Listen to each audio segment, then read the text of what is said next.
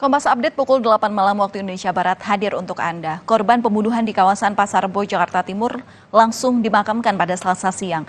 Pihak keluarga meminta polisi untuk segera menangkap pelaku dan diproses secara hukum. Jenazah dari Brataklana yang merupakan warga Kramat Jati yang tewas usai duel di sebuah gang dimakamkan di TPU Wakaf Kober Kramat Jati, Jakarta Timur. Sejumlah keluarga dan kerabat serta teman korban turut mengantar kepergian almarhum ke pemakaman. Sebelumnya, korban dan pelaku sempat cekcok tak jauh dari lokasi kejadian. Pelaku yang kabur kemudian dikejar korban menggunakan sepeda motor hingga kembali terlibat pertengkaran yang menewaskan korban.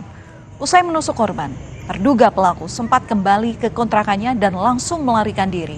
Polisi kini telah mengidentifikasi pelaku dan melakukan pengejaran. Kabur lari ke sana tuh, gondrong.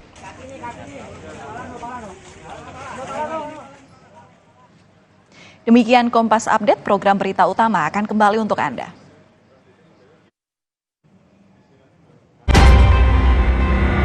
Kompas Update dipersembahkan oleh